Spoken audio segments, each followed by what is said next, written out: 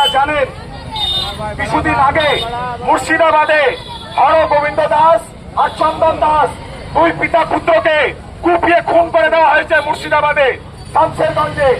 তারপরে হাজার হাজার হিন্দুরা ঘর ছাড়া, হাজার হাজার হিন্দুরা মুর্শিদাবাদ জেলা ছেড়ে তারা মালদাতে গিয়ে একটা স্কুলের মধ্যে একটা ক্যাম্প করে সেখানে তারা রয়েছে।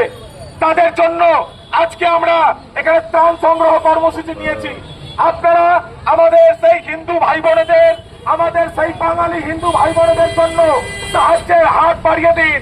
আপনারা চাল, ডাল, গম, তেল, নুন, মশলা, আপনারা যাবতীয় জিনিস, যে নিত্য প্রয়োজনীয় জিনিস, সেই জিনিসগুলো দিয়ে আপনারা সাহায্য করতে পারেন। বন্ধুগণ, মনে রাখবেন, আজ আপনাদের আমরা যেভাবে যে পরিস্থিতির মধ্যে আছি, কালকে মুর্শিদাবাদের ঘটনা আমাদের পাশে ঘটতে পারে। যেভাবে মুর্শিদাবাদে আমাদের হিন্দু বাঙালি মা বোনেরা তারা ঘর ছাড়া হয়েছে, তারা নিজের বাড়ির জিনিসগুলো তারা নিয়ে যেতে পারছে না, তারা নিজের বাড়িতে ঢুকতে পারছে না। আগামী দিনে মনে রাখবেন, আমরাও কিন্তু এর থেকে পার পাবো না। এরকম ঘটনা প্রত্যেকের সাথে ঘটবে, কারণ এই পশ্চিমবঙ্গের সরকার, এই পশ্চিমবঙ্গের পুলিশ হিন্দুদের, নারীদেরকে সুরক্ষা দিতে পারে না, হিন্দুদেরকে সুরক্ষা দিতে পারে না।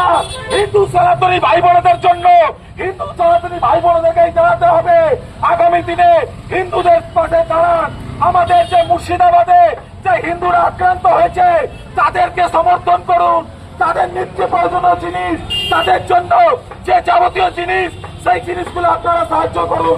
আজকে শ্রীরাম স্বাভিমান পরিষদের পক্ষ থেকে আমরা আপনাদের কাছে অনুরোধ জানাচ্ছি যে আপনারা আমাদের এই ক্যাম্পে এসে আপনারা সাহায্যের হাত বাড়িয়ে দিন।